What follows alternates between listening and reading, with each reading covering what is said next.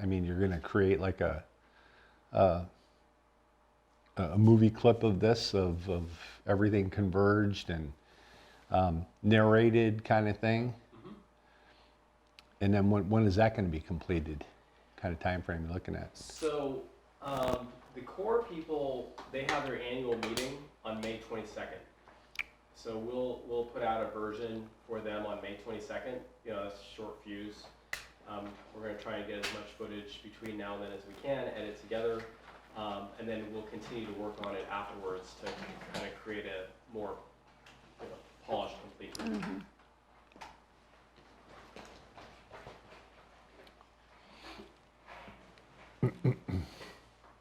So how do you guys get paid then? Do you get paid from the entrepreneur who started this whole thing? No. The core has a grant, so this is basically kind of like a documentary grant. Good.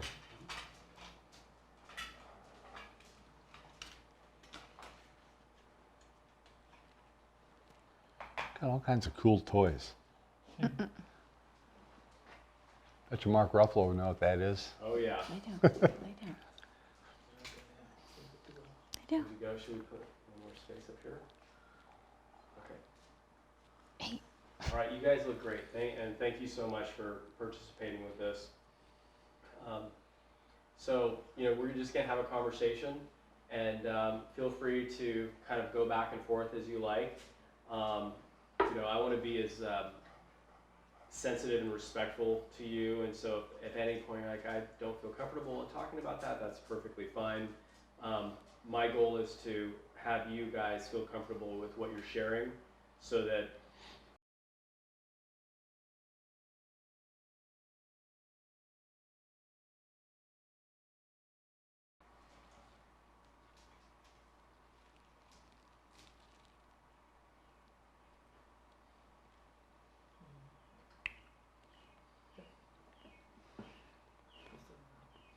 you ready to go? Okay. Chew it up. Can we move this out of the way here? Careful, that's the microphone. Can you like drop it down a little bit so I'm not like looking through it? Thank you.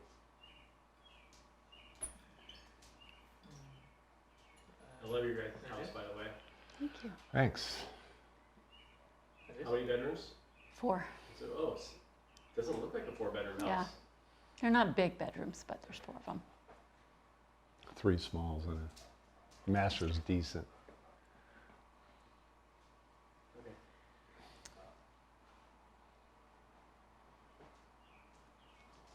Okay. Come here. Hey. You ready? Don't pay attention to her. Yeah. So,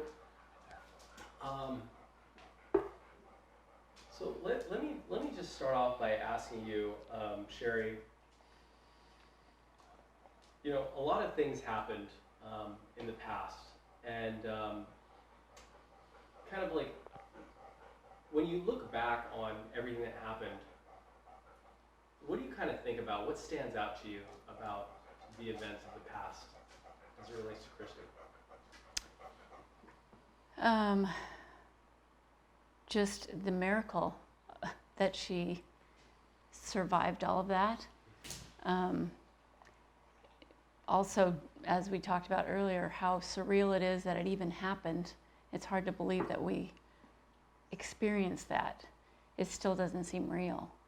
But I look back and wonder, how did it even happen? How could that have happened to our family?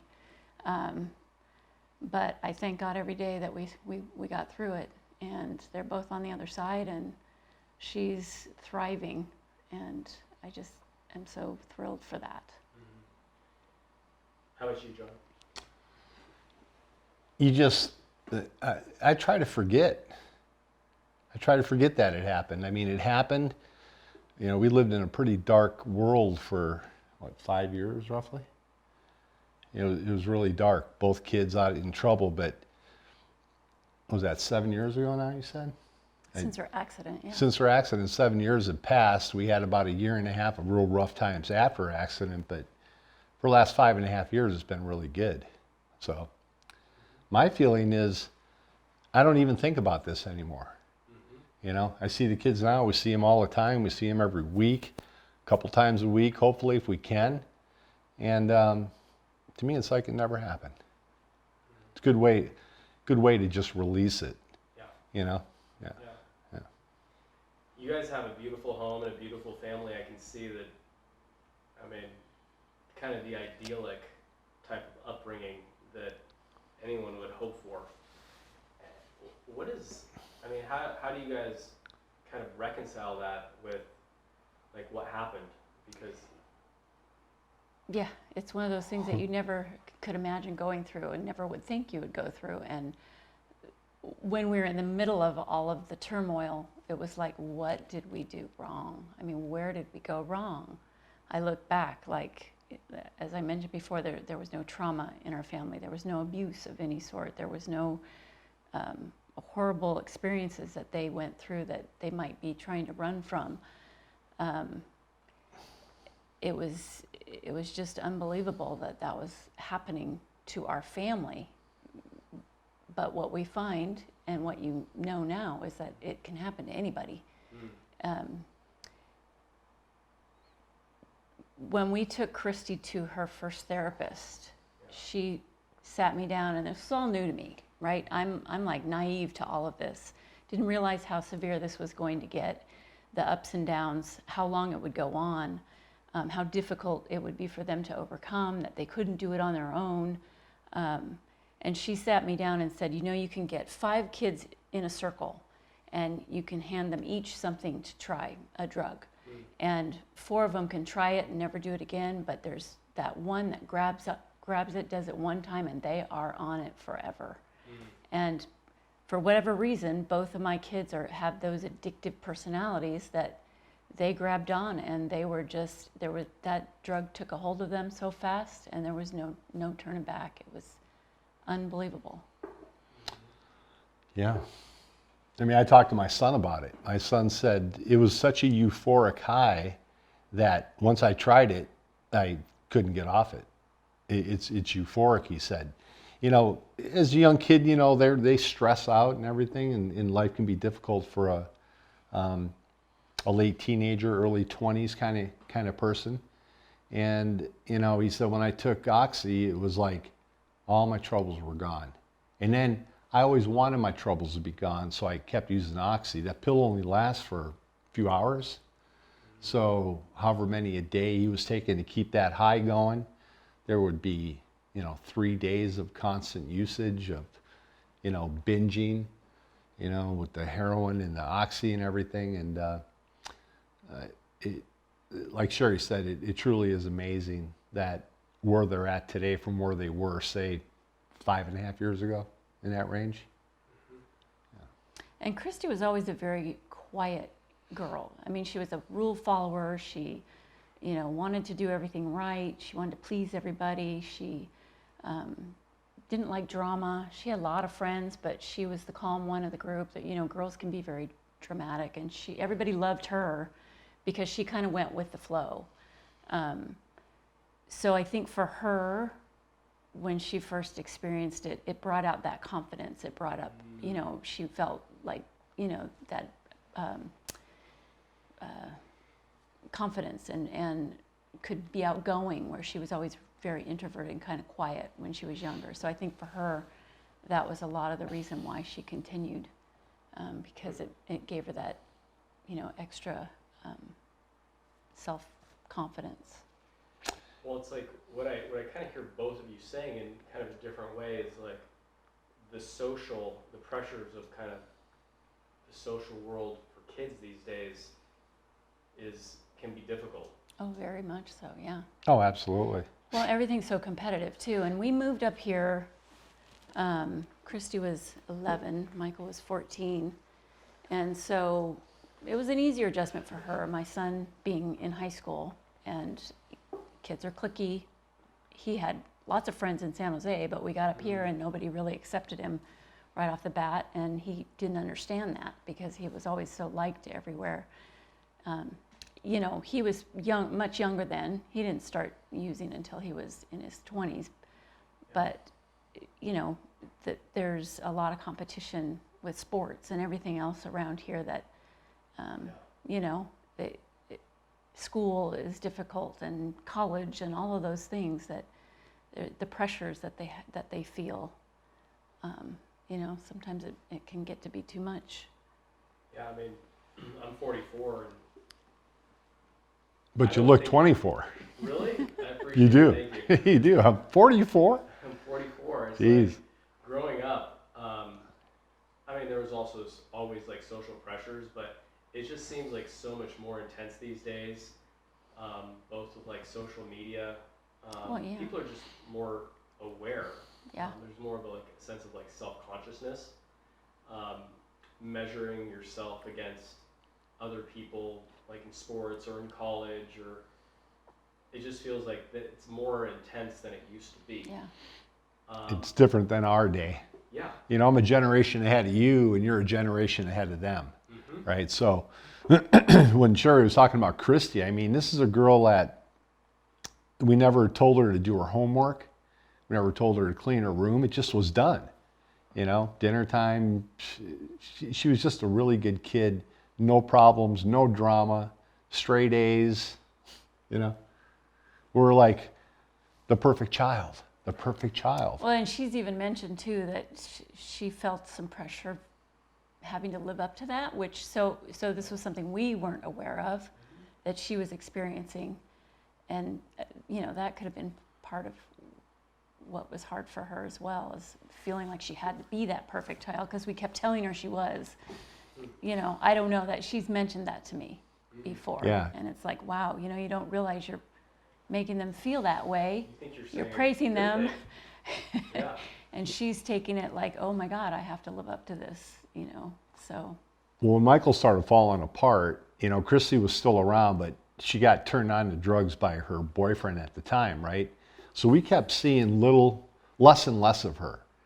Now, I was seeing her once a week, maybe, and then every other week, and I didn't see her for a month. And I'm like going, okay, this is kind of weird. And then knowing that her boyfriend was losing his jobs, he couldn't hold a job. He had like 3 or 4 different ones. And, when Chrissy would come home and I'd see her, and my son would probably be in jail at the time, which she was in, a dozen times or so. I'd say, Chrissy, thank you for being the perfect child. Yeah. Over and over. And I remember, thinking now, it just was kind of weird. I go, thank you for being the perfect child. And she would kind of go like, oh, I'm so not perfect. I wish I could tell you how unperfect I was, but she would hold it in, but it would be kind of awkward when I'd say that. I'd sense I'm very intuitive. Now would you sense like, you're a perfect child. Thanks. All right, what's really going on here? And, we just didn't put 2 and 2 together, and if this can help one parent out to look for things, look for the distancing between the kids and yourself. You don't see them as often. It can help one person do it. You got to have signs. You got to be looking as a parent. That's one of the things that Sergeant Davis kind of talked about, and he was basically saying that first of all he said like the patterns, like if you see change in patterns, because he's wanting parents to kind of be able to be vigilant.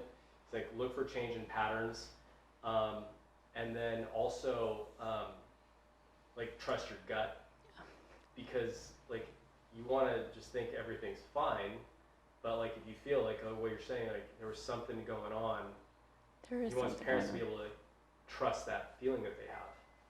Yeah, and that was when when we were talking about doing this, I was like, if I were to give somebody advice, what would I say? And that was going to be it. If you think something's going on, it's going on, and you can hope it's not. You don't want it to be, so you might push it aside, which is what I did.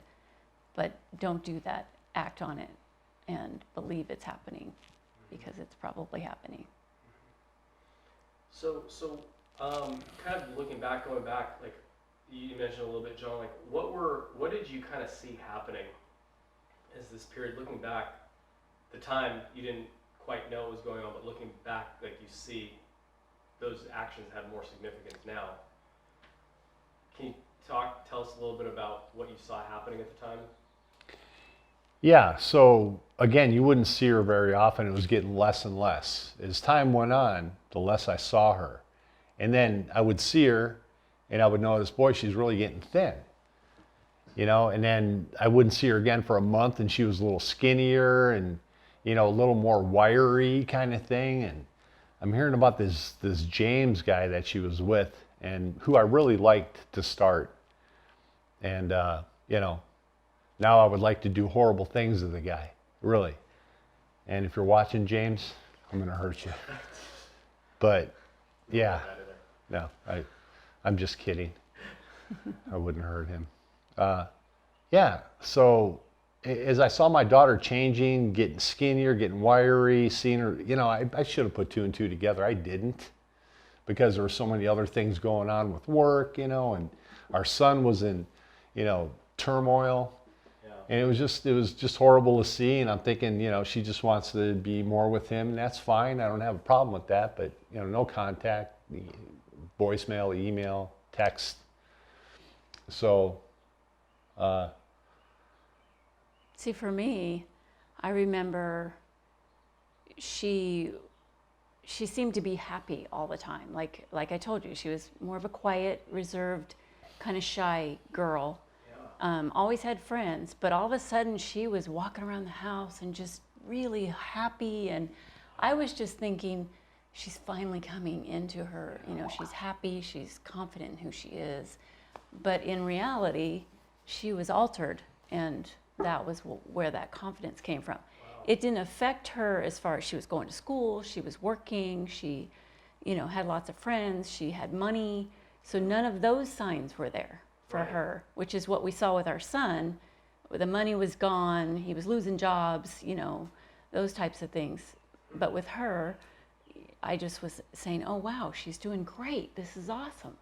It's amazing that you say that, because Sergeant Davis talked about that.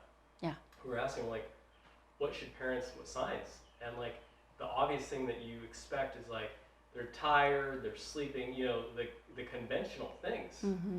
And then he said, if suddenly they seem more happy than they have been, he's like, you think that's a good thing. Mm-hmm. You're like, wow, like what you just said.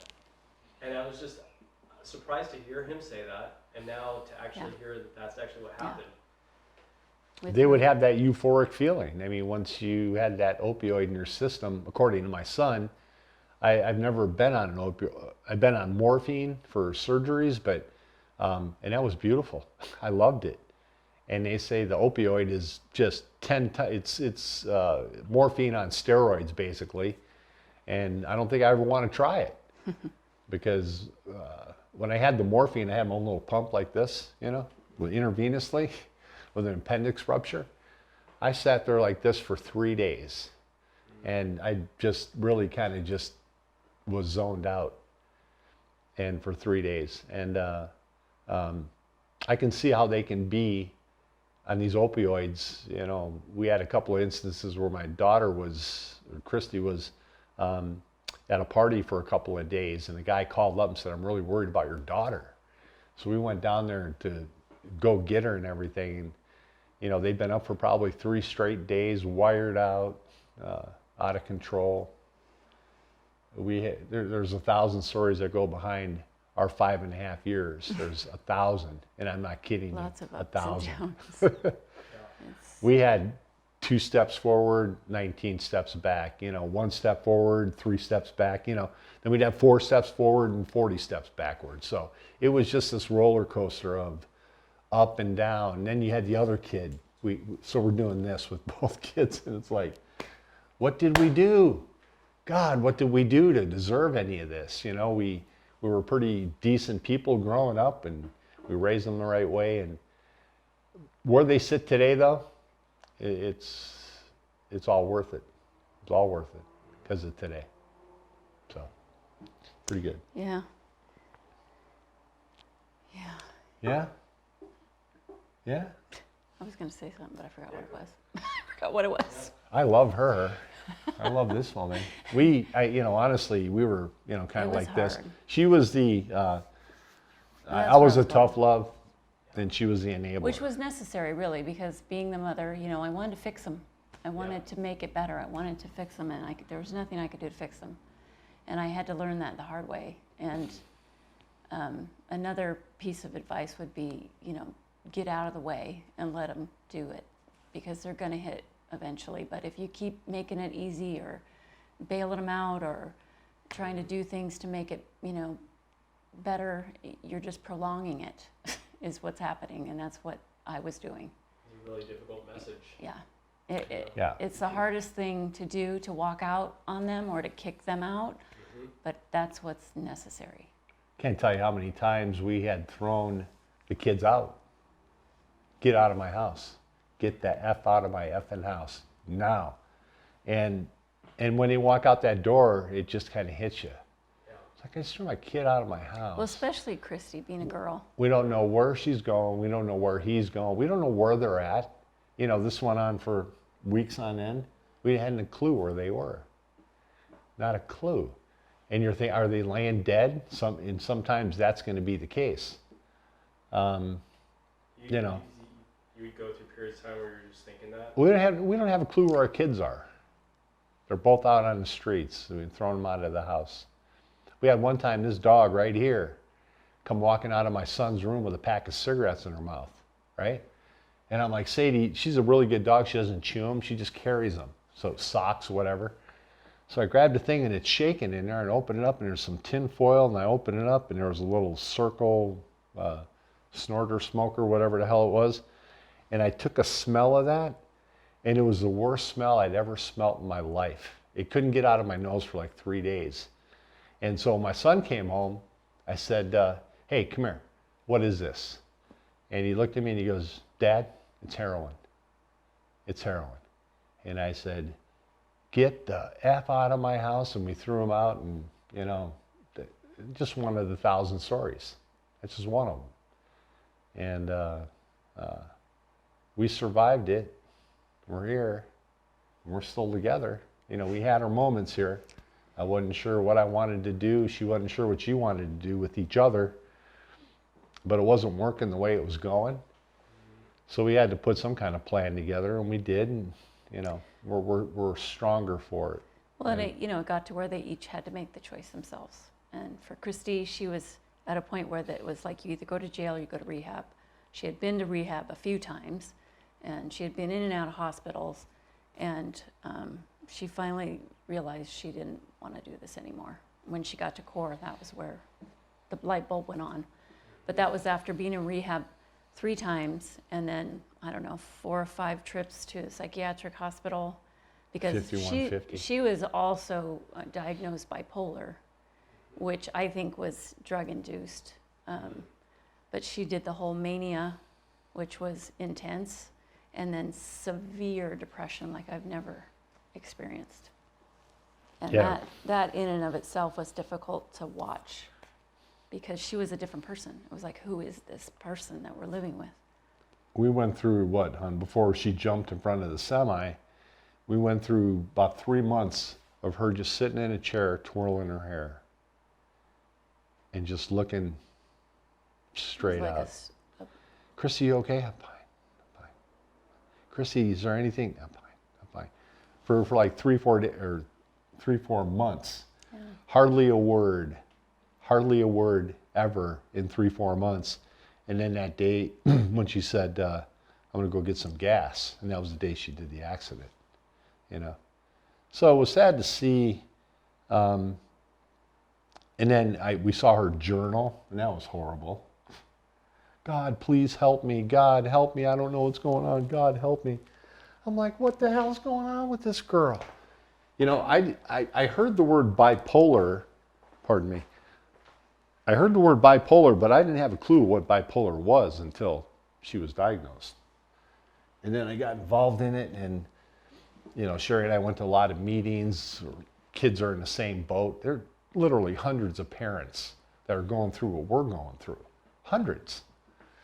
Nationwide, hundreds of thousands of people are going through this. It's in every city, in every state, in the United States of America. Every city has the issue. It's scary. I mean, now I have grandkids, and I'm scared for that, because what's it going to be like for them? And, you know, we struggle with Jessica, our daughter-in-law, is like, should we tell them about Michael's story? Is that a good thing to do to make them realize? And, you know, we haven't made that decision yet, but it's like I look back on my kids. We had all of those, you know, I've already told Luke. awareness programs that they do at school. My kids went through all that, but they. Can we take a little, Sure. a little breaker? Sure. We all met the guy's first car behind him, the cops that were off duty going to breakfast. We all met. Where did we meet them at? We met them at like a Auburn Home Show. Yeah. Yeah. I mean, I think it would be a poignant part of the story to have a meeting where Christy gets to kind of get together with everybody. Oh, I love it. Well, it's interesting too, because one of the nurses that were in on her surgery happened to be the wife of somebody that we worked with. One of the guys that was on scene, one of the firemen on scene, was a friend of my son's. Wow. It's just like so many people Encouraging. intermingled in that Yeah. whole scenario. Well, the way that Sergeant Davis described it was like a rock in a pond. It just rippled out and like touched so many people. Yeah. And somebody else, we were at a open house. One of the realtors, somehow we got on the subject of I don't even know how it came up, but she had a friend who actually drove past Christy when she was on the freeway. She said she looked her in the eye, and there was just like this blank Empty. stare. And she was Yeah. on her way to some field trip at the With fire the station. fire station. Her husband was a fireman. Well, no, but when they got to the fire station, they were all called out to the accident, and she immediately knew. And she said, What? they said it's on Highway 80. And she goes, Rockland Road? And they go, yeah. And they go, oh my God, I just saw her. Yeah. And that was a girl I met as a realtor. Not, Hey, not, sit down. not her. My back is bugging me to sit. Oh. Can I? Are we filming? Yes. Oh, I didn't know we're filming all this. Okay. I thought we were on break. You were, but Man. you guys kept on talking. It was like, Man, we're on overtime now. Okay, so I want Union Plus. Yeah, just so many weird things happen. Like Sherry said, that realtor, I walked in, just look at open house. There were two girls there, and we started talking about, my last name is Runge. She goes, Mike Runge? And I go, yeah. She goes, oh, I'm his dad. And she goes, oh my God. And at that point, my son was in prison. And how this went was she said, my son went to prison, and the two guys that he hung out with were both found dead with a needle in their arm. One was a month after, and one was a few months after. So had he not been arrested and the judge threw the book at him, put him in prison, he would have been third one on the list, right? So the realtor, her nephew was the one kid that my son hung out with, right? And he's dead now. And it's like, oh my God. And we're just like, oh my God. And then she asked me, how did your daughter take it? And I said, well, let me tell you what happened to my daughter. She pulled her car over on Interstate 80, and she goes, and Rockland Road? And I'm like, yeah. And she goes, my friend is the one that saw her, and she's been traumatized for the rest of her until now. I'm like, what? And it just was amazing. It's like, who are you? How did we just meet? How did this all just happen? wow, Yeah, so oh my God. so many unbelievable things and stories. And again, I think why we're doing this is just so parents can be aware and keep an eye on their children, maybe a little bit closer than we did.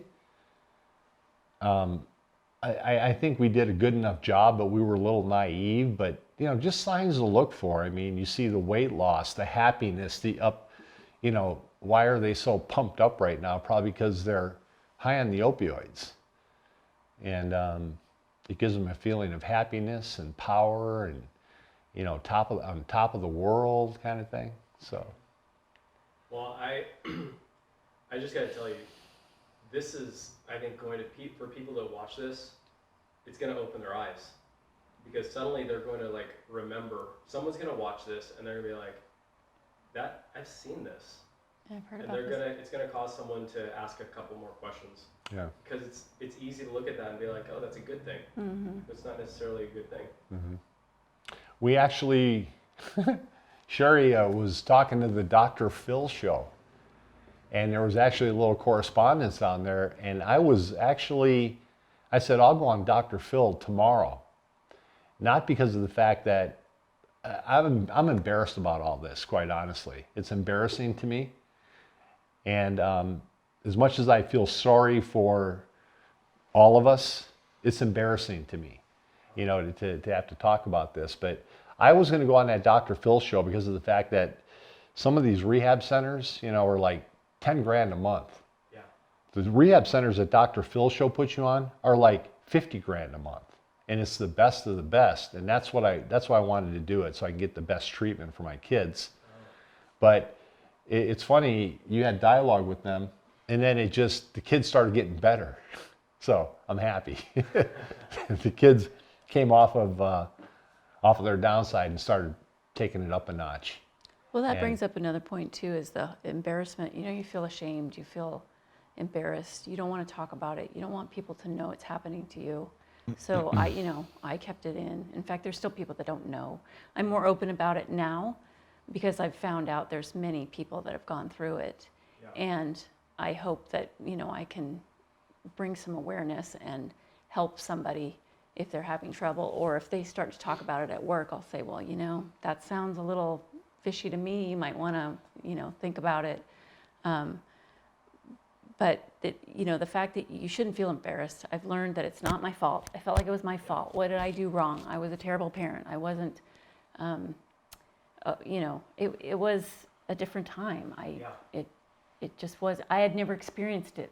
I dabbled in drugs myself, but it just, What? well, you know what I mean? It's like What? it didn't. It's all new to me. But it didn't affect me, obviously, in that respect. Everybody did when I was that age. So I would never have imagined it to get to the point it did for my kids. But the drugs that they were doing were a whole lot different than what I experienced. Yeah, I think that's kind of the message that we want to convey here, is that this is about the mistakes of youth, and in this day and age, those mistakes have a higher cost Big than time. they did when we were kids. Yeah. We could make those mistakes when we were growing up, Right, and we didn't have these repercussions. We just didn't. right. And that's, I think, kind of like what I think people should realize. Yeah, for sure. So true. It's crazy, for sure. Yeah, we're in a really good spot right now though with the kids. I mean, there is a light at the end of the tunnel, folks, that it couldn't get any worse than we had. It really couldn't. I mean, you got a son in prison, you got a daughter jumping in front of an 18-wheeler. How does it get much worse than that? Yeah. And I guess luckily they're both alive, we're together. They're just they're tearing it up. They're tearing it up out there right now. So Yeah. got to be happy. Got to Yes. be happy about that. Big time. So let's I appreciate you sharing kind of how this affected you guys. Let's kind of go back and if we go back, kind of talk about the accident and what was going on that day leading up to that. Well, for me, so I think it was a Wednesday morning. And, as we had said, she was in a deep depression at the time, had this blank stare, didn't want to shower, wanted to sleep all the time. She just was not,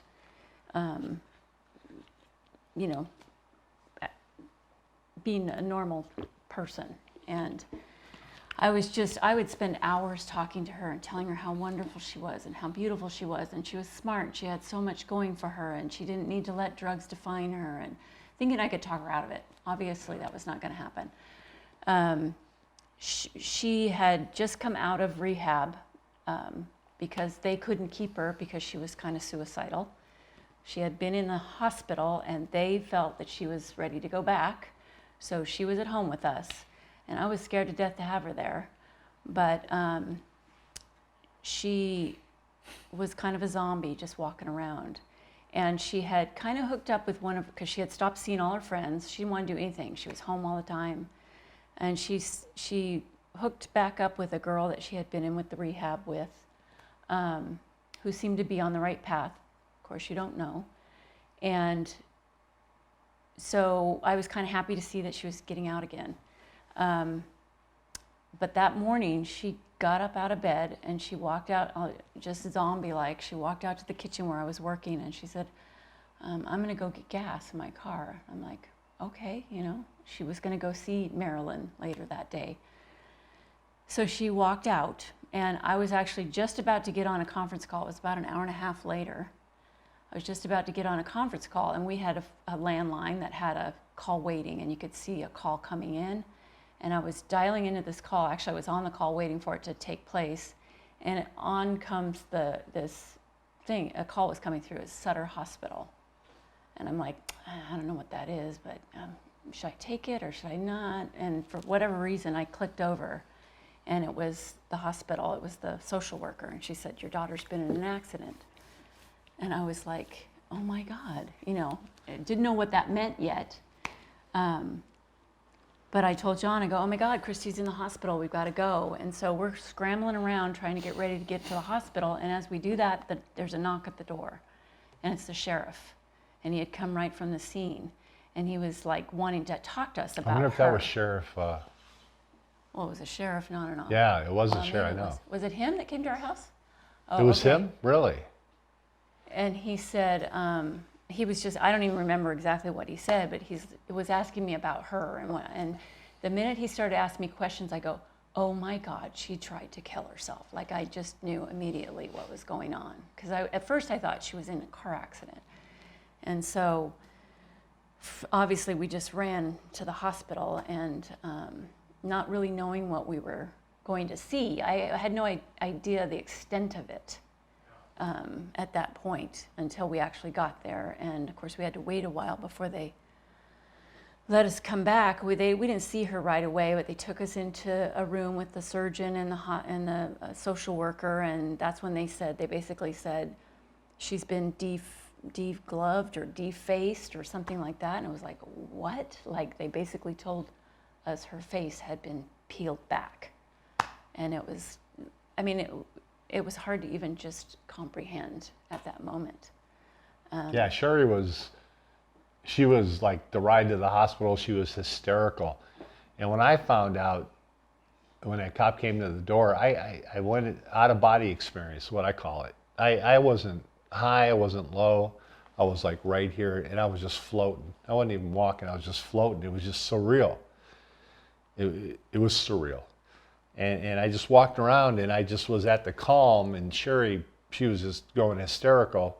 And even to drive to the hospital, I just had my hand on the wheel, and I'm just driving going, oh my God. Calm as could be, you know? It was just, yeah, you don't want to go through it, I'll tell you that. So, you don't want to go through it. Yeah, and then when we saw her, of course they had her heavily sedated. But she could hear us because she would have a tear coming out of her eye. And Her face it was was all just- gauzed. But they I had looked her down. covered. They had her face covered. We couldn't. Let's see. See that right there? See that microphone? Can you zoom in on that thing? So her face is completely gauzed. Don't get too graphic. And I'm looking down there and I'm going, what is that? What is that thing hanging to? They go, oh, that's her nose. Her nose is like right here. So this whole thing was gone. Yeah. Yeah. Talk about It was a something. miracle how they put her back together. I mean, you'd never have any idea that was so severe. I was just looking at that picture right there. Check it out.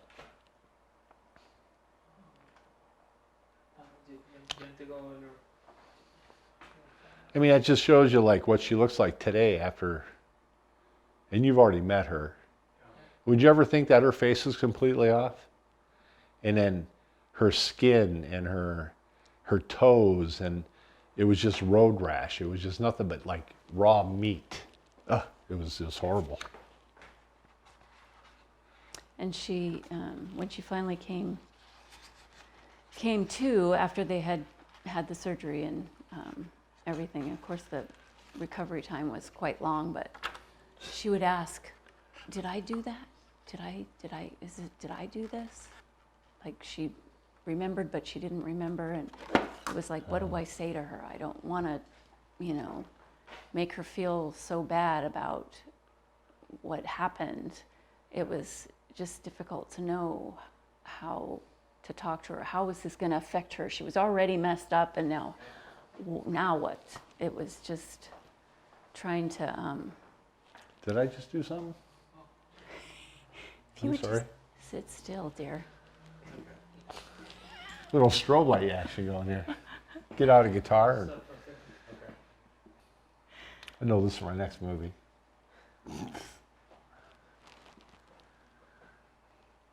How are you guys doing? Good. Good. Okay. Okay. So, I mean so Officer or Sergeant Davis kind of told us like his perspective when he told us like after the accident, his on his way over here, because it wasn't normal protocol for for notification. Usually they do notifications for people who passed away, but he kind of felt like in this situation he wanted to let you guys know, even though Chrissy was like over 18, he was like, I have to let the parents know, and he was kind of like thinking about how he would tell you, because he has kids. He was kind of thinking about like how to like kind of put himself in that situation. So I'm just wondering, like, what do you remember about like him at the door? Like, If from what I remember, it was brief, because as soon as I saw him, like I said, I'd just gotten a phone call from the hospital, so I knew something was wrong. And so then I see him, and I can't remember what he asked me, You kind but of he went wanted. hysterical. He finally what? Kind of went He did? hysterical. You did. Kind of hysterical. That's mode. possible, but I just remember him asking me some questions. I guess trying to figure out why she would do that, or what was going on with her, and I just remember going, "Oh my God, she tried to kill herself." That was like my reaction. you came to that conclusion on your own, or had he mentioned that? No, I think I said that because she had been suicidal. She had been in the hospital trying to get her out of feeling that way. So, I mean, it wasn't like news, it was, I was afraid, I knew she was talking suicide, but I would never have imagined she'd act on it. And if she did, I would have never imagined something like that. Like, where does somebody dream that up? She was always that quiet little, to do something so bold was like just something I could never think she would do. But I just remember thinking, oh my God, she's tried to kill herself immediately. And then from there, I don't remember if we went on to have any further conversation or not. So like, we need to get to the hospital. Oh yeah, I mean, we immediately drove over there, and I just remember calling my family and getting to the hospital. And as he said, I was kind of a little bit hysterical, and it was just didn't. It was like, what is going on? Like, why? But you also said that, I'm sorry, I just hit that microphone. I probably made a bunch of noise. She had told us that we were going to, I had some friends coming in town, and they were going to be in town coming in Thursday morning. They were flying in early Thursday morning. This happened like on a Wednesday, right? So I called my buddy, and I said, Rick, my daughter just got in a severe accident. That's all I'm going to tell you. I'll follow up with you later. And when I finally, I really didn't know what had happened. I just said, Rick, because I'm going to pick him up at the airport early in the morning kind of thing. And we had like 4 days planned out. 2 days in San Francisco, 2 days in Lake Tahoe. It's going to be fun. And my daughter said that the plan was for Sherry and I to go with Rick and his wife and spend 4 days together. And my daughter told us that, she told me this, I don't know if she ever told you this, and I think I did, but she had told me that had we gone out for those 4 days, she was going to tie the anchor of the umbrella stand to her leg and jump in the bottom of the pool. So that's how she was going to kill herself, had we been gone. But she did, because we were going to have her mother stay while we were gone for those 4 days. That's why she decided to do this. And she tried to attempt the night before. But the minute she pulled over on 80, they have these emergency vans that drive up and down the freeway. Do you know that? That's all they do is drive up and down the freeway looking for somebody broken down to fix them. Well, a car pulls up right behind her, one of the vans. And she said, oh shit. So she takes off. Then she pulled over again. Same thing happened. She said, I'll do it in the morning. And that's when she did it the following day. So, just so many weird stories. Trust me, I'm glad that, if she had to do it one way, that she did it this way instead of like in our pool. Because, that would have been really tough. That would have been really tough. Yeah. Yeah. So you were mentioning you heard from someone that she was like walking along the white This line. is the driver of the truck that hit her. How did he describe what he was saying? She was kind of doing the kind of a trapeze walk on the white line, which is the emergency line on a freeway. And he said he saw her from way back, right? So he said, okay, something's really wrong. And we talked about this earlier, but I'll mention it. But he said, so I had an out as a professional truck driver for 38 years, whatever it was. He had the left lane, he had the center lane, but not the fast lane. Because it's a 3-lane freeway, he was in the slow lane. So he said, if she should dart out, I can scoot over to the middle lane. And that's what he did. And when you're driving a big rig at, freeway speeds, it was a dual trailer, and he happened to cut the wheel and look into the side mirror and saw the impact of her getting hit by the rear trailer. Because as he cut it, the rear trailer kind of almost like don't know what they call it. Jackknife. Jackknife, thank you. Started going into a mini jackknife. So he said when it hit her, it just did one of these things. She just went up in the air and ba boom, splat on the ground.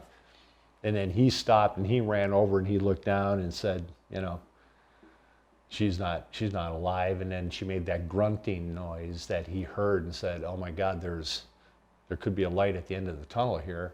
And look at today. When I called him, I said, thanks for saving her life. It hit her right here. So, she had like a slight brain bleed. They thought maybe she had some damage to her eye, but she didn't. And she had a broken ankle, some heavy-duty scratches and things. But overall, it's amazing that she has a plate in her ankle, but otherwise, She doesn't complain ever once did she complain like, oh, my leg hurts. She was a piece of road rash. Even her toes were just chopped liver, I was just looking up and down her hands and looking at her arms, and she had bone out of skin too. And I'm just looking, and her face was completely gauzed up, but her hair, you could see like just clumps of red in her blonde hair. And I'm just like, oh my God. And when they pulled us in prior to us seeing her, and we were in there for quite a while because the doctors had to do a lot of work to her, and she had 3 surgeries that night. They had to wait for the brain swelling to go down. She had to have oral surgery, neurological surgery, plastic surgery. That was the first night. And this went on, this was in the evening time when they're doing the surgeries too. So, I'm looking at her, and she's laying in that bed, and I'm going, and the doctors warned us prior to going in to see her that, maybe go say your goodbyes, because I don't, this is bad. What you're about to see is really bad. And it was worse than that. It was worse than what they warned us about. So, yeah. It was yeah. Yeah, and then it was like a 2-week recovery there, and then from there we were still, dealing with her depression, and so I mean we were far from out of the woods, Yeah. but it was. Can I say one thing? After this accident, after the healing, it got 10 times worse than prior to the accident. 10 times worse. Just the whole mania The manic, and depression and the ups and the downs and the law and she was very erratic. Her Wanted whole to fight personality changed. everybody. She didn't like me. It was unbelievable. Well, that's what Sergeant Davis was saying. Is like once he realized he had heard about, and then he realized that she was alive. He was talking about how suddenly he realized whatever was going on that was leading up to this was now going to be that much worse. Yeah. it was 10 times worse than that, because her manic state, we had to 5150 her 4 times, I think. 3. And that was a whole different scene in itself. She actually got in a second accident. I don't know if you heard about that one. So, gosh, I don't know if it was quite a year after. But she was in her mania, if you will. And she was out doing drugs again, but she was coming home from being out all night with some random people that she didn't even know. It was like 6 o'clock in the morning. He was out of town. And I get a phone call from her, frantic and pissed off. And you gotta come and pick me up because I got in an accident. And I'm like, wait a minute, what's going on? And she hit another semi from behind. He was going 55 miles an hour, and her car was totaled. She caught underneath him, and he drug her. her because she was going so fast. Her whole She front stuck end was, in, the back end of an 18-wheeler has the bars that come down for cars so they don't decapitate themselves. Yeah. She got caught in that bar. She hit a moving truck going 55. Think about this. She hit it that hard where it stuck, and I guess it took him a while to realize that he had a Honda Accord on the back of his truck. And that car was so smashed up.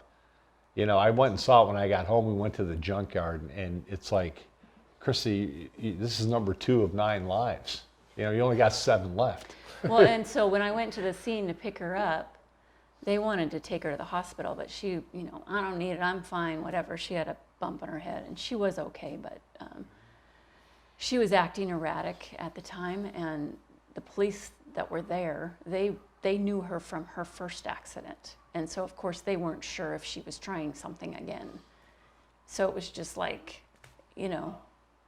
she was just stirring it up some more.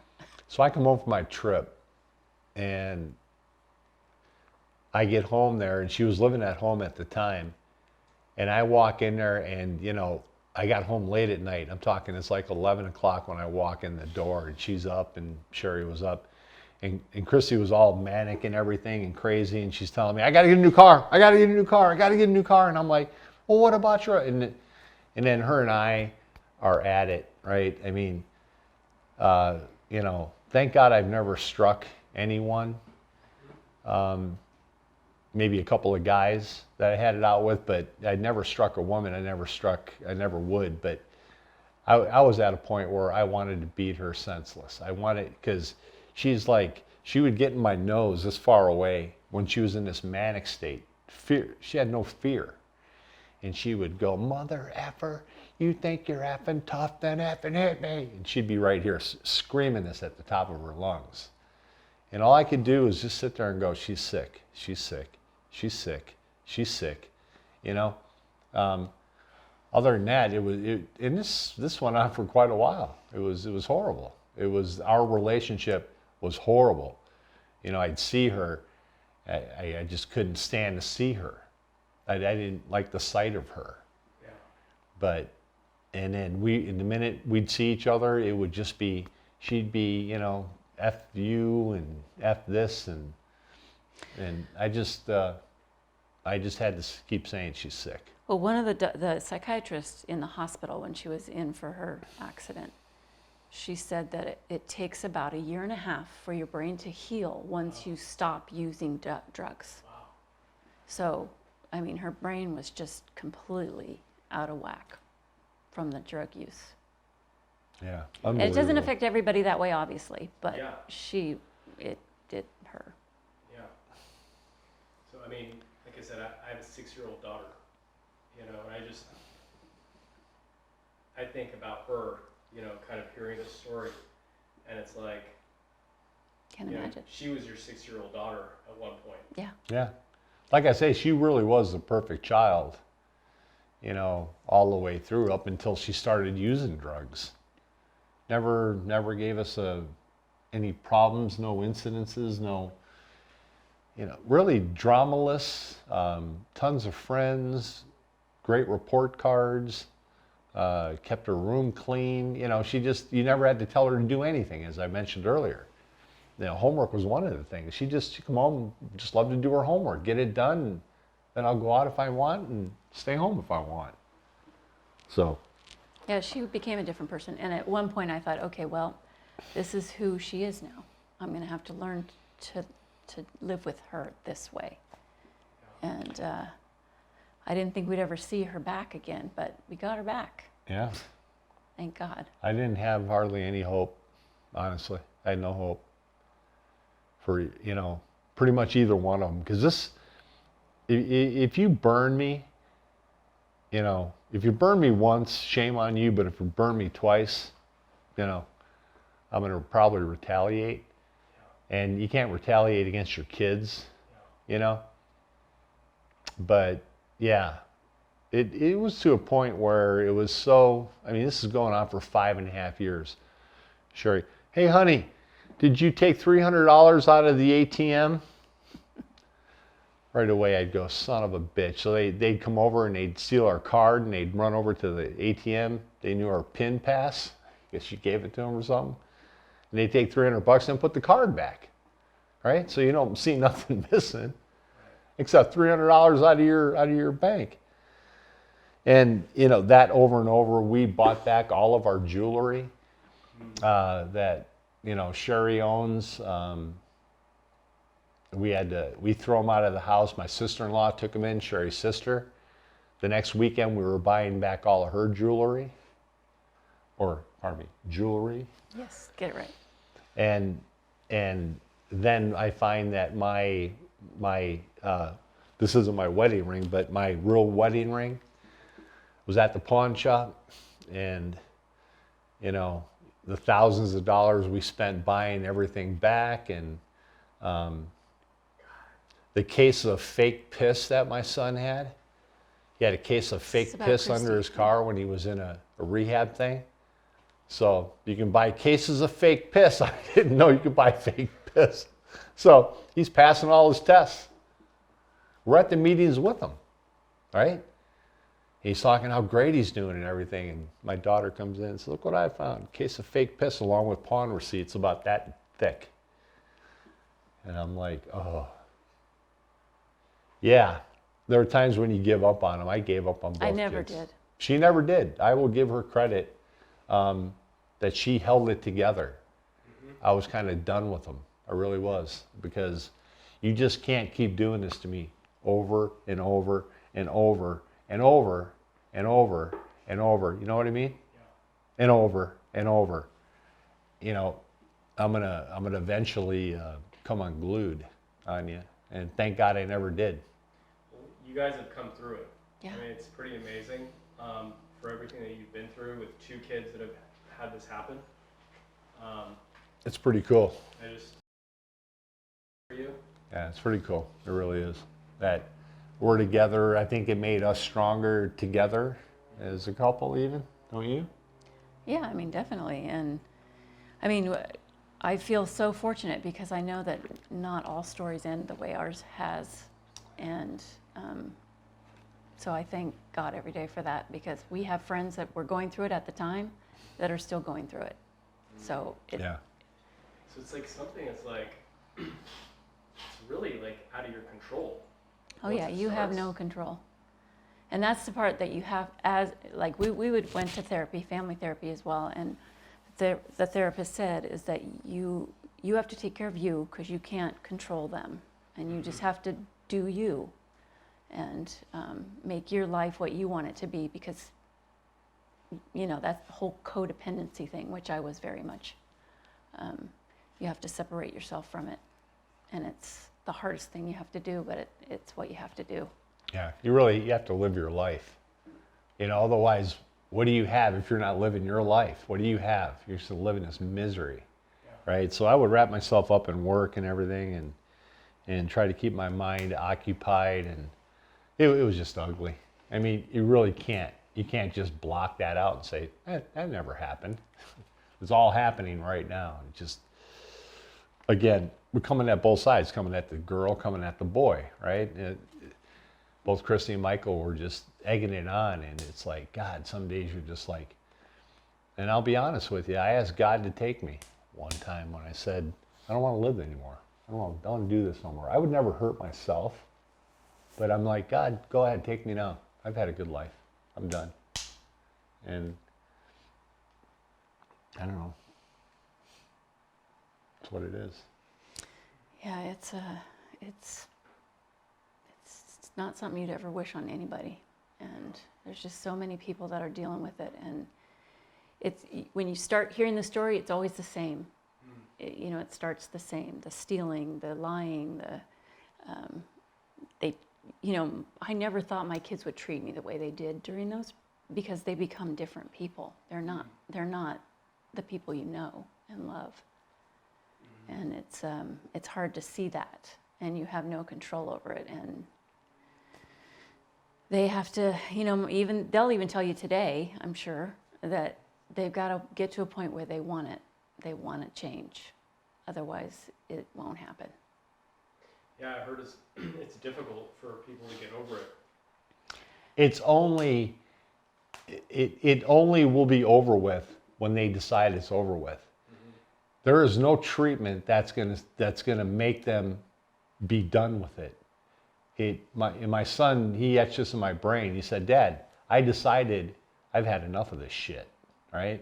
I've lived in gutters. I'm living in Scumville, in some rat-ass just dump, and I'm sleeping on a floor, along with about 3 other guys that are still sleeping on the floor. And he's like, I had enough of it. I was done. I'm done.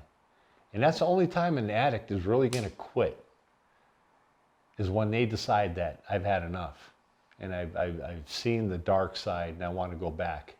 I want to go back. And that's the only time they're going to quit. Otherwise, it's a never-ending, constant battle of searching for that first high that they got on that opioid. Okay, that euphoric feeling that you could never really duplicate, but you keep trying to duplicate it. So to try to get to that level, you're going to try a little bit more, and you can't get there. But maybe if I did a little bit more, I could get there again. And they never get back there. And that's the addiction. That's where it is. They want to get back to that first high. And I read a lot about it, and Sherry and I had been to numerous Al-Anon meetings and sat with groups of many, many people that are all in the same boat that we were.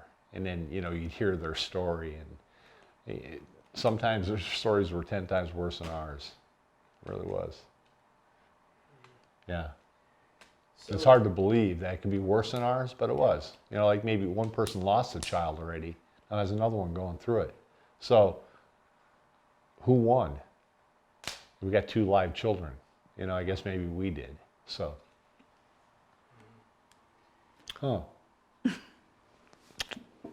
I love her. well, we appreciate you sharing your story with us. Our pleasure. It's been pretty moving to hear the story. It's like impactful to hear what you guys went through, and also to see your lives now. Yeah. And I think as I kind of listen to you, and I just wonder, like, you guys have a bond as a family, and like, what role does that play in getting through this? Because it's like you're tested as a family. Yeah, I mean, I think that's huge, especially for for them having the support to be able to, once they make that decision, to come back, because so many don't have that family. I mean, they ruined so many relationships along the way that people are done with them, even their families, their immediate families. And so when people give up on them, they have nothing left, so they can never get out of that. So I think the fact that, we are such a strong family, not just immediately, but our extended family, everybody really rallied around the whole thing and supported them. And I think that's, what allowed them to kind of come through it and stay. They realized that it's worth, fighting to get over and be done with. Are they the people that they are today? Are they the same as who they were before? Yes. They were Yeah, I truly believe I mean, they're I like think- 100% of what they were. Yeah, Yeah. I think they appreciate things much more now than they did before because they've been in some really dark places. But as far as the kids that we knew, they are back for sure. And they're the same as they were. At one point, I wasn't sure we were going to get that, but they both have come all the way back. Yeah, we joke around a lot about it, like I'll tell Michael, like, I don't even like you, man. I wish we wouldn't have adopted you, and just stuff like that. It's goofing around and poking fun of, he's always making a comment of like, hey, where I've been, that kind of thing. Yeah, he spent a couple of years in prison, and he told me a couple of stories about, it's brutal in there. To think your child ends up in a place like that is just like... Yeah, you can't even. We got to go visit him a couple of times, right? And as Sherry was going to the bathroom, it's like this big clubhouse. It's this huge room full of people. This is a prison. And they've got either their moms, dads, brother, sister, wives, kid there. And it's just a whole bunch of people with a huge room full of vending machines, right? And everyone's just visiting, and you have the whole day to spend with the prisoner. I thought, my God, this is like a camp. This isn't prison. And Sherry went to the bathroom, and the line was a mile long, so it took her forever to go to the bathroom. So Michael and I were sitting there, and I'm talking to him, and I said, son, how many times did you try heroin? And he goes, I go, what do you mean?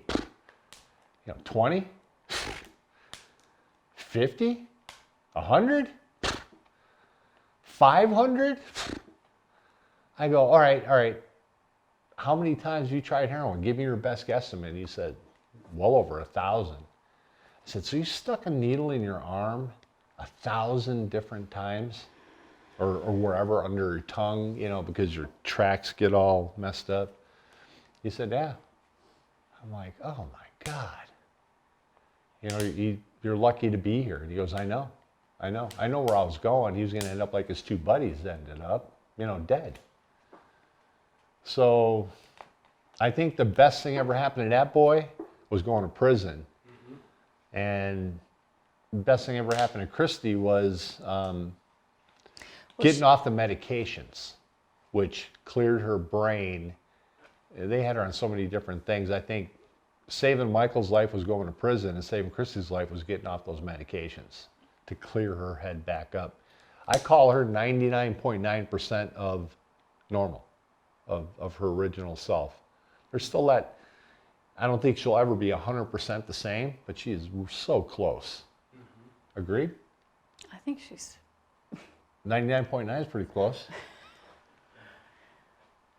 Well, I know she would say that she doesn't regret what she's been through. I mean, she feels like it's made her who she is today, which is amazing to me because some people will come away with that and be, because she has a pretty good scar on her face, and that can impact somebody, but she owns it, and that's amazing to me.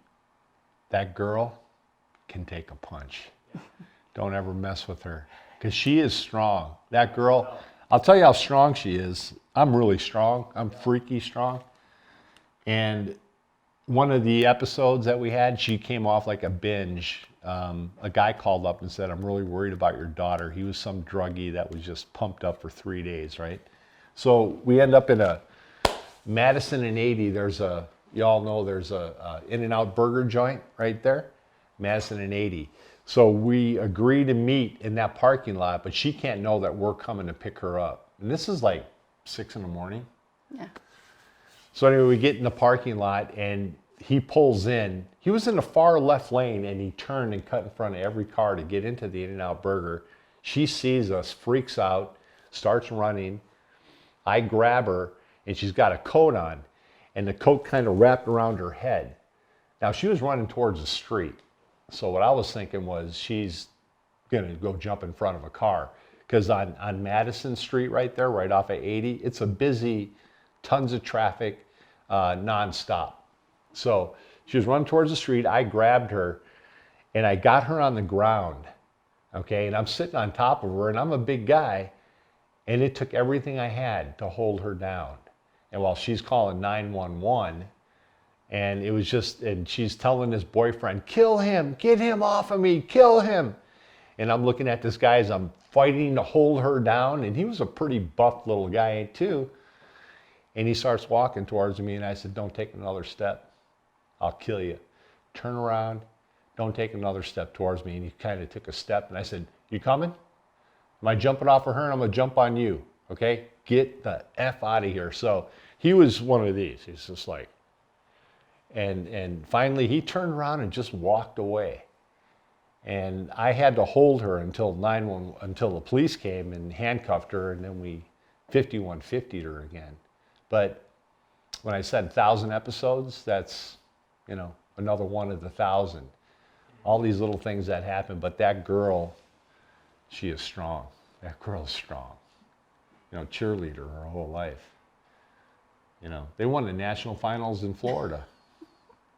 The national championship in Florida. Yeah. That girl could stand, perfectly standing like you are, jump up in the air and just land on her feet. No hands. A complete backflip. And I just go, how do you do that? I'd be all like broken neck. So she's always been very athletic, very strong, she's powerful. That's the way I'll put it. Yeah. She was powerful that day. I fought tooth and nail, and I weighed 30 pounds heavier than I do right now. I fought everything it took me to hold her down on that ground, sitting on top of her, holding her arms down. And I'm like, holy crap. I don't know if that drug makes you stronger. Well, A she lot was of times on it does. meth at that moment. In fact, that kid called me that morning saying, "She's talking out of her head. I don't know what she's, I'm worried about her. I don't know what to do." And we didn't know where she was for last month. We just got this phone call out of the blue. Yeah. Because we've thrown them out. They are in the gutter. They're in the absolute gutters right now. Both kids were at one time. Numerous times. Yeah, it's hard to believe. Yeah, but hey, the strong survived. We're all here. We're all together. Everybody's happy. If there's a moral at the end of the story, it's like there's hope, folks. There's hope out there for all of us. Well, and she's amazing. She speaks at many meetings, tells her story all the time, and now she's doing this, and so she wants to help people because of what she's been through. So I'm very proud of her for that, too. Yeah, when I talked to her, it was like the courage that you could feel it in her, that strength that you're talking about, John, just comes through talking to her. Yeah. There's just, she's out there and she's going to do something about this problem. Yeah. That's what I got from her. Well, and it's like there's a reason why she survived all of that, right? So she wants to make a difference. Yeah, she's doing really good. I'm amazed at how good both our kids are doing after what they had been through. We're back as a family. It's great to have dinners over here and have them all over. And the grandkids we can't get enough of. They're a big part of our lives. So, just kind of like, if you had a message to share with parents that are out there that are maybe going through something like this, like, what would you tell them? It's hard. I mean, it's, You have to. You want to go first? Go ahead. like I said before, my first piece of advice would be, if you feel like something's going on, it likely is. Don't ignore that. But at the same time, don't try to fix it, because you're not going to be able to fix it. Offer help, give your love and support, but if they aren't willing to do it, then you need to let them go, but don't make it easy for them to keep doing it. You know, don't give them money. If they're not abiding by your rules, make them leave the house, you know, kick them out. They've got to go. They've got to feel that pain from their choices, the consequences of their choices, so that they'll want to change it. Some do, some don't. That's the thing, is you never know if it's really going to work, but trying to fix it just prolongs it. And I'm a living, breathing, it happened to me, so I know. Yeah, just it's so easy to enable these kids today. You know, you don't know what love is till you had children, is what I've always said my whole life. And when they come to you and they're like, Dad, I need $150. I owe this guy $150. I'm in such deep trouble right now. And you give them the $150. Well, you have just become an enabler, and that is just so wrong to do what you just did. You can't support these guys in any way except for with love and help. Not with money, not with materialistic things, which is what they're looking for to go sell it so they can buy their fix. Don't be an enabler, and because that just keeps them at it, keeps them to afford their drugs, to do their drugs. And if you're not going to give that to them, then they're probably going to go out and steal it, like our kids did. They're going to steal for their money so they can buy their drugs. But parents you love your kids like you love nothing else, and you want to help them out in any way, shape, or form. The best way to help them out is what we had to do was throw them out in the streets, because they kept stealing from us. They kept, it never ended. The stealing, the lying, the cheating, and it just gets worse and worse as it goes, and it becomes more and more as it goes. You can't enable these kids. Parents, please, take it from us. You know, we did that. We did the enabling thing, and it didn't work out. And when we stopped enabling, that's when things worked out. Yeah. What have you guys learned about yourselves? Well, they always say God doesn't give you more than you can handle. So Yeah. I think I'm pretty damn strong. Yeah, we've been through the mill, man. Sherry and I we've been through less than 1% of the population. You know, it really is insane what we had been through, you know, with the accident and everything, and the prison and you name it. But it made us stronger. It made me stronger. I feel I won this. I can win anything. I've always been fairly successful in my career, and now I feel like I can take on anything and win. If we beat these kids, you know, we beat them to get them fixed up. That was our biggest battle we've ever had. Yeah, it was. Do you remember? Was there a point with Christy where you kind of like realized that? I'm sorry. That dog. Go ahead. Was there a point where you're like, she's gonna make it through? Was there a point where you think back like, she turned a corner, this is over, we're moving past this? It was when she was in core, and I mean, she would say that she was done.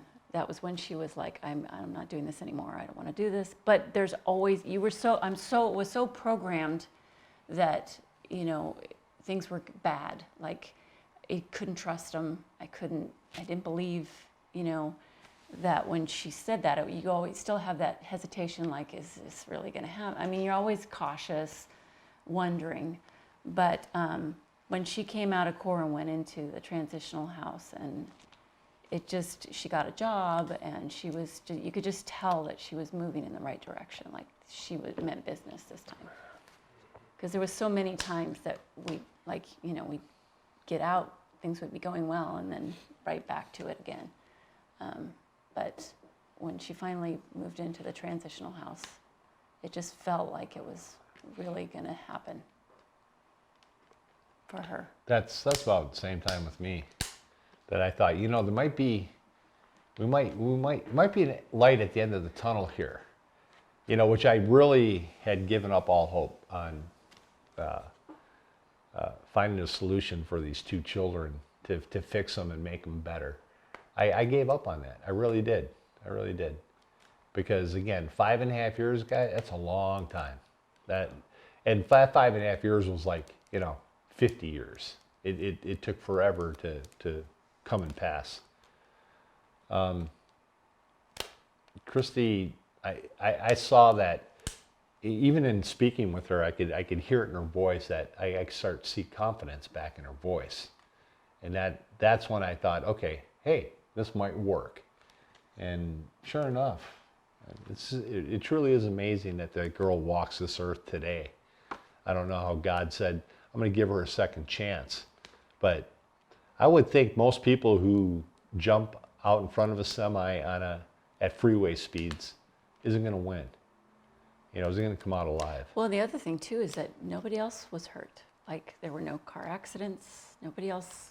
Yep. I mean, there's so many things that could have gone wrong that day. The swerving cars To make that things missed so the much body. worse than they were. As the body hit the ground, and the cars that swerved that the truck driver saw, and the guys that that we met that were the first car behind her, that kind of thing. It is really neat how we had pieced all this together to meet all these people and all the different people that were part of it. And I look forward to meeting Officer Davis too soon. Because if he came to my door that day, I don't even remember. I wouldn't have a clue if you put him in a lineup of 5 people. I wouldn't have a clue because I was just floating around at that point. Because when Sherry finally told me that there's been an accident before the cops knocked on the door, I had said to myself, she just tried committing suicide. I knew right away that, something really, really bad had happened. And the way Sherry said, there's been an accident. And I just went, oh no. And it wasn't shortly after that the police were knocking at the door. And he did tell me that your daughter had been hit by a truck. Then we get to the hospital and I heard your daughter had been hit by a semi. And I said, well, no. The officer told me that she was hit by a truck. And they said, no, it was a semi. And I said, no, it was a truck. So I went back and forth a couple of times. But sure enough, it was a packed semi full of steel. Yeah. Amazing. So it was at the maximum weight level that they can legally drive on the freeway across 80 to Reno. Unbelievable. But I hope you can get a hold of this guy. I would love to see him. We talked about meeting him. I'm all for it. I'll take the whole family to Hayward and go have lunch or dinner with the guy. Because in my opinion, the guy saved her life, right? He saved her life.